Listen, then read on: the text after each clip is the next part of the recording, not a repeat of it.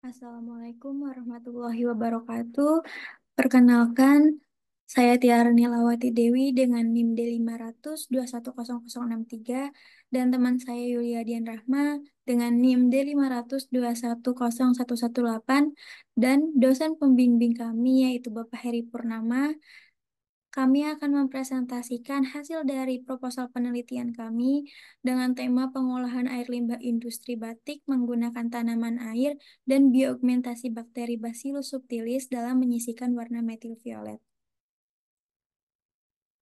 Selanjutnya, di sini ada latar belakang. Air merupakan kebutuhan esensial bagi kehidupan di bumi, akan tetapi kualitas dan kuantitasnya semakin terancam oleh pencemaran, terutama dari limbah industri tekstil. Industri ini menggunakan banyak bahan kimia dan air sehingga menghasilkan limbah yang berbahaya yang dapat mencemari lingkungan.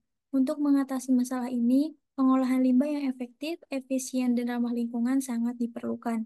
Pendekatan biologi menggunakan fitoremediasi dan bioaugmentasi bakteri menjadi solusi yang potensial. Pada penelitian ini menggunakan kombinasi tanaman air dan bakteri Bacillus subtilis untuk menyisihkan warna metil violet dari limbah industri batik. Selanjutnya, di sini ada state of the art tema penelitian. Yang pertama yaitu fitoremediasi tanaman air untuk mekanismenya, absorpsi dan akumulasi metil violet melalui akar dan jaringan tanaman. Untuk keuntungannya, di sini sangat efektif untuk berbagai kontaminan dan mudah dikulturkan. Selanjutnya ada bioaugmentasi Bacillus subtilis dengan mekanisme degradasi metil violet oleh Bacillus subtilis dan keuntungannya meningkatkan kecepatan dan efisiensi degradasi kontaminan. Selanjutnya ada kombinasi dari fitoremediasi dan bioaugmentasi. Tanaman menyediakan habitat dan nutrisi bagi bakteri, degradasi ganda melalui fitoremediasi dan biodegradasi. Selanjutnya ada potensi pendekatan kombinasi. Sinergi antara tanaman air dan Bacillus subtilis dapat meningkatkan efisiensi penghilangan polutan dan proses pemurnian ini lebih cepat. Selanjutnya, ada keuntungan untuk lingkungan. Menggunakan metode biologi untuk pengolahan limbah mengurangi penggunaan bahan kimia yang berbahaya. Integrasi fitoremediasi dan bioaugmentasi mempercepat pemulihan ekosistem yang tercemar. Selanjutnya ada efektivitas terhadap pewarna sintetik. Efektif dalam mengatasi pencemaran air oleh pewarna sintetik seperti metil violet. Lalu untuk aplikasi dan pengembangannya, menggabungkan dengan teknologi biologi lainnya untuk hasil yang lebih komprehensif. Dapat terus dikembangkan dan disempurnakan teknik fitoremediasi dan bioaugmentasi untuk efektivitas yang lebih tinggi. Dan poin pentingnya, kolaborasi antara tanaman yang menyerap polutan dan bakteri yang memecahnya dapat mempercepat proses pemurnian dan memberikan solusi yang lebih berkelanjutan untuk pengolahan limbah industri. Selanjutnya, di sini ada rumusan masalah.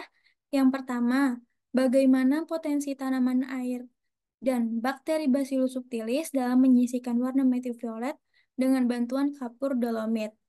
Yang kedua, bagaimana efisiensi penyisihan warna metil violet menggunakan tanaman air dan bioaugmentasi bakteri Bacillus subtilis. Selanjutnya di sini ada strategi mengatasi masalah. Yang pertama, pencampuran tanaman, bakteri, dan kapur dolomit secara simultan melalui penyerapan dalam akar untuk pengendalian penyerapan warna sintetis. Lalu yang kedua, penyerapan tanaman air mengambil zat pewarna di mana bakteri akan menggunakannya sebagai nutrisi dengan kombinasi kapur dolomit untuk menetralkan pH tanah.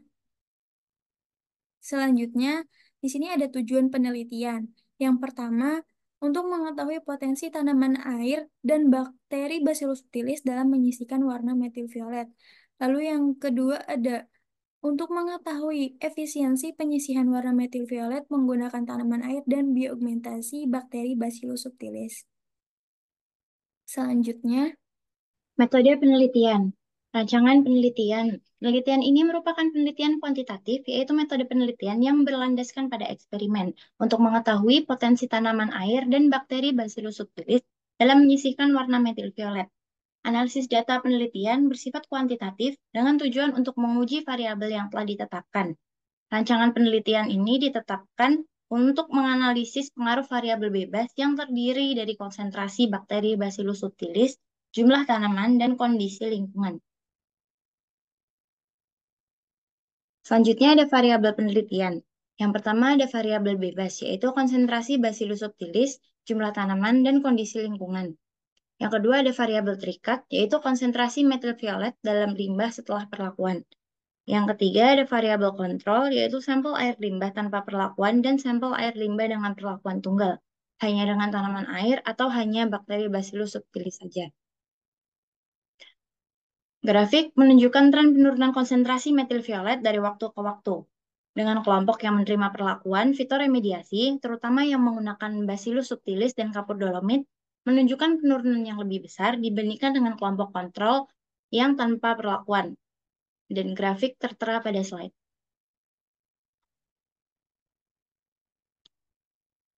Selanjutnya ada prosedur penelitian. Yang pertama ada persiapan tanaman. Tanaman disterilkan dengan membersihkan akar dari tanah dan bahan organik lain. Yang kedua ada aklimatisasi tumbuhan. Tumbuhan diaklimatisasi agar dapat beradaptasi dan menyerap secara optimal. Yang selanjutnya ada aktivasi bakteri Bacillus subtilis. Bakteri Bacillus subtilis diaplikasikan pada limbah cair yang mengandung metil violet, suspensi sel dalam air steril atau buffer.